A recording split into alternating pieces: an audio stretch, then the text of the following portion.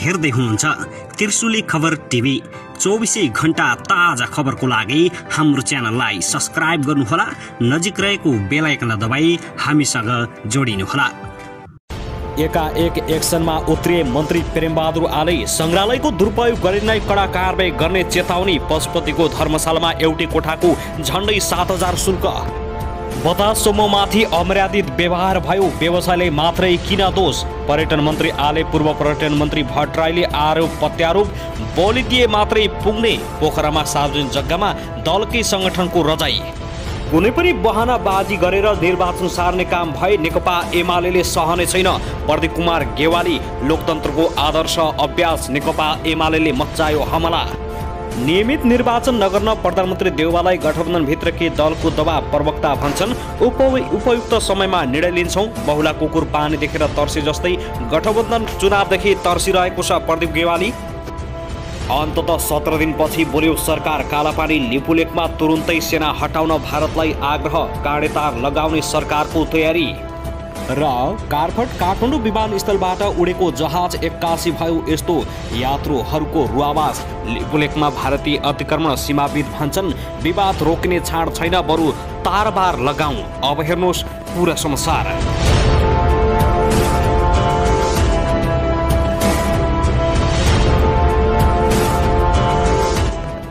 दर्शकबिन नमस्कार, तपाईहरुलाई हार्दिक स्वागत छ हाम्रो च्यानल त्रिशुली खबर टिभीमा।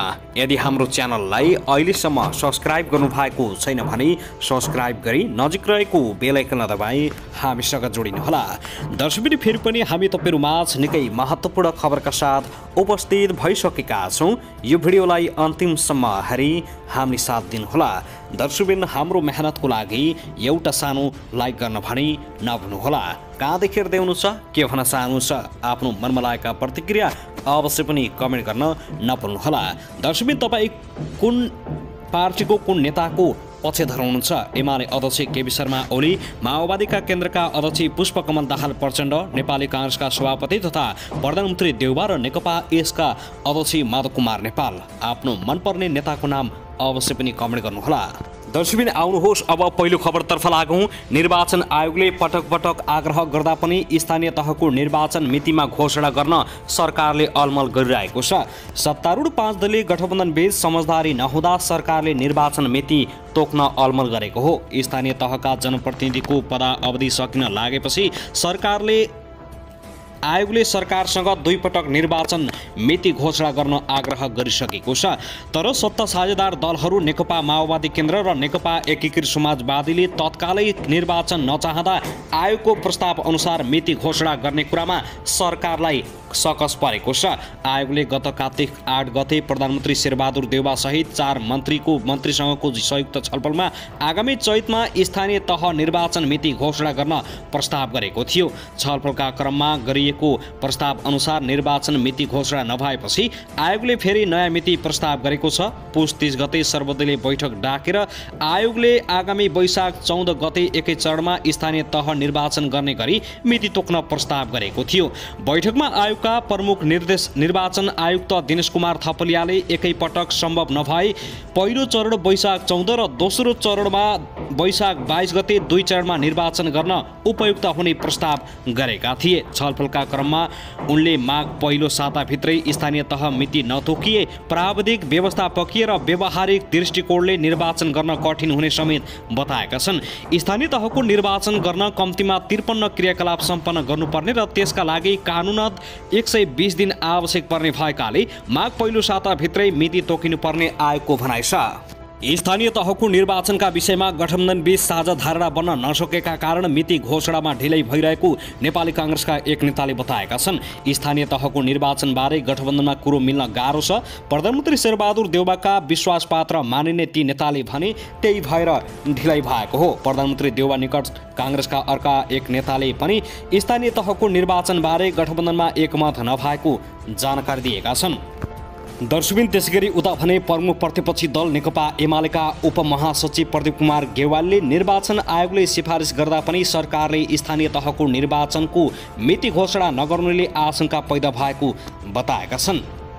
गेवालले भने सरकार र गठबन्धनका दलको नियतमाथि आशंका पैदा गरेको बताएका हुन्। आयोगले 100 दिनको समय मागेर सिफारिस गरेको महिना दिन बितिसकेको छ उनले भने, तर अहिलेसम्म सरकारले यसबारेमा कुनै पनि निर्णय गर्न सकेको छैन। उनले निर्धारित समयमा नै स्थानीय तहको निर्वाचन हुनुपर्ने भन्दै कुनै बहानाबाजी गरेर निर्वाचन सार्ने काम एमालेका लागि मान्य नहुने बताएका छन्। सत्तामा रहेका अरू दलहरूको बारेमा हाम्रो कुनै टिप्पणी छैन, तर नेपाली काङ्ग्रेस जसले आफूलाई लोकतन्त्रको एउटा पहरेदार भन्छ उसले नै नेतृत्व गरिरहेको बेलामा संविधानले स्पष्ट रूपले तोकेको निर्वाचनको दायित्वबाट सरकार पन्छिनु भनेको नेपाली काङ्ग्रेसको नियतमाथि पनि एउटा गम्भीर प्रश्न उठ्ने कुरा हो, उनले भनेका छन्। दर्शकबिन, त्यसैगरी नेपाल सरकारले महाकाली पूर्वका लिम्पियाधुरा, लिपुलेक र कालापानी नेपालका अभिन्न भूभाग रहेको स्पष्ट पारेको छ। भारतका प्रधानमन्त्री नरेन्द्र मोदीले लिपुलेक जोड्ने बाटो विस्तार भइरहेको भनाई सार्वजनिक गरेको 17 दिनपछि नेपाल सरकारले प्रतिक्रिया जनाएको हो। सरकारले भारतलाई कूटनीतिक नोट पनि पठाउने तयारी गरेको उच्च सरकारी स्रोतले जानकारी दिएको छ। सरकारका प्रवक्ता एवं सञ्चार तथा सूचना प्रविधि मन्त्री ज्ञानेन्द्र बहादुर कार्कीले भारतलाई एकपछि सडक निर्माण तथा विस्तार रोक्न आग्रह गर्दै आएको समेत स्पष्टीकरण दिएका छन्। सत्तारूढ काङ्ग्रेस तथा प्रतिपक्षी एमाले सहित सबै दलले भारतद्वारा लिपुलेक जोड्ने सडक विस्तारको विरोध गरिरहेका बेला सरकारले आइतबार आधिकारिक धारणा सार्वजनिक गरेको हो।